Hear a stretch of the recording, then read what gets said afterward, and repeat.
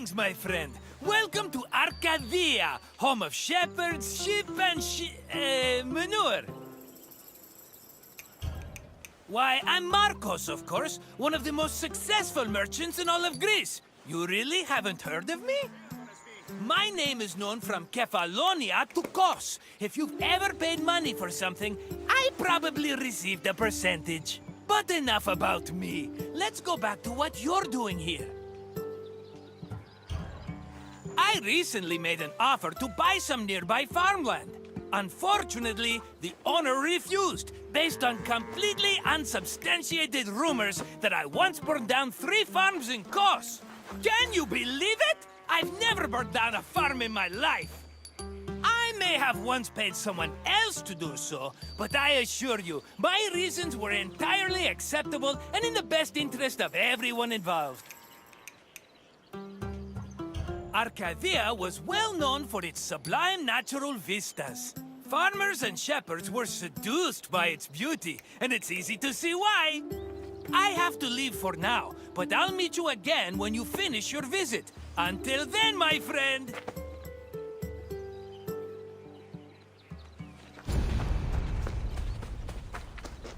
Grain was a staple of the Greek diet, to the point where Homer referred to his compatriots as mortal eaters of bread. Grain farming was a meticulous process. Due to dry summers, artificial irrigation was impossible, so farmers had to rely on rainfall to water their crops. This gave them very narrow windows for sowing and harvesting. On a farm of this size, only half of the field would be planted every year, while the other half would lie fallow to avoid exhausting the soil. According to the poet Hesiod, the best time to sow grain was in autumn, and the best time to harvest it was in May. Fortunately, if farmers missed their opportunity, they also had a chance to plant millet in the spring.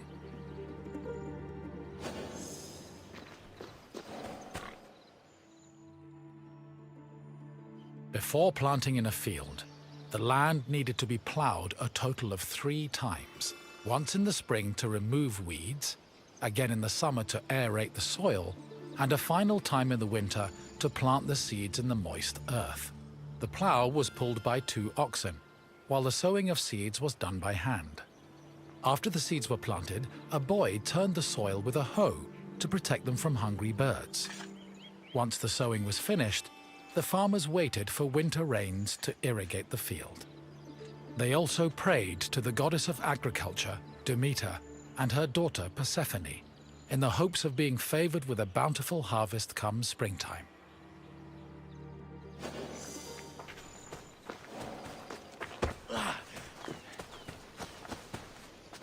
Grain was harvested in the spring using a curved knife called a sickle.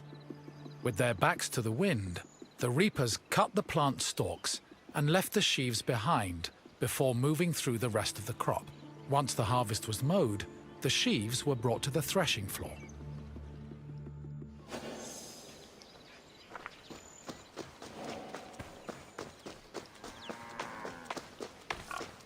Animal husbandry was an important part of Greek agriculture. Farmers usually kept cattle, donkeys, sheep, goats, pigs, dogs, geese, and chickens.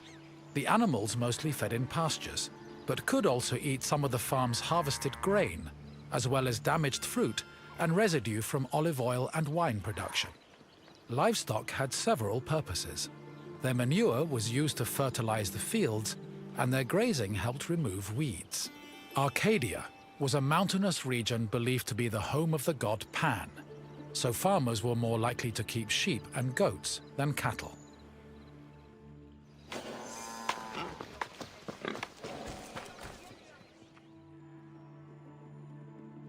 Most farming tools were simple, handmade implements made of wood and occasionally tipped with iron. The most complicated tool was the plow, which was made up of several parts, including a beam, a drawbar, and a yoke. A 2-pronged hoe, meanwhile, was used for tilling soil, and farmers also had tools for digging and weeding.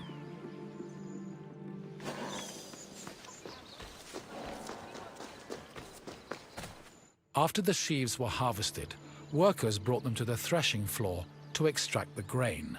Oxen or donkeys were hitched to a post in the center of the floor and guided around it, while workers threw sheaves under their hooves.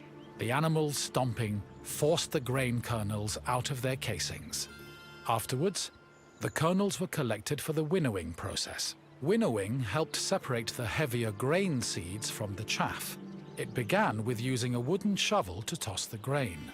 While in the air, the wind blew away the lighter chaff, leaving only the heavier grain. To remove the remaining chaff, the grain was tossed in a wooden basket called a lignon, which filtered the grain until only clean kernels remained.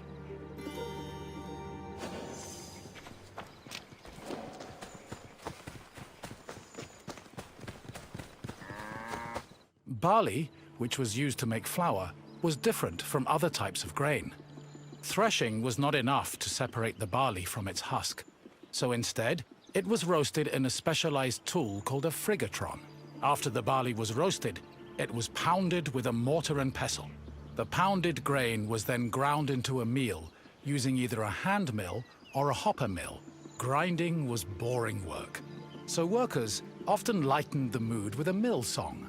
Once the barley was completely ground, it was sieved using a wicker basket called a koskinon, making it ready for use.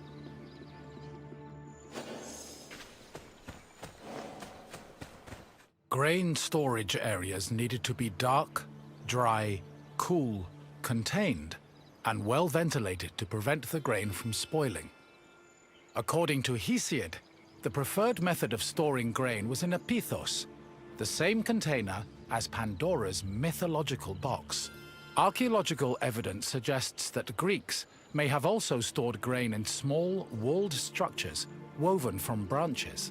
Farms generally needed to store enough grain to sustain themselves for the year and seed corn for the next. Any surplus was either stored for a lean year or sold to markets for profit.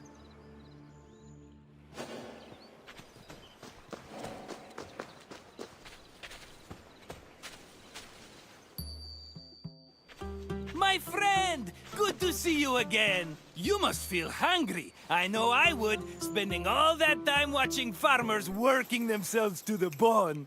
Now, what else can I do for you? If you say so, let's get started. According to Hesiodos, what was the best month to start harvesting grain? Yes, spring was the ideal time for harvesting. Guess I'm not the only smart one around here. Time for another question. Which tool did reapers use to cut stalks? Yes, a sickle was a curved knife, making it ideal for harvesting sheaves of grain. Only one question left. Arkadia was believed to be the home of which god?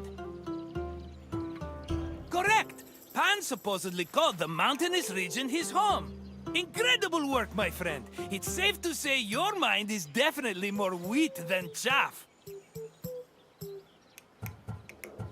Safe travels, my friend. We'd better be seeing each other again soon.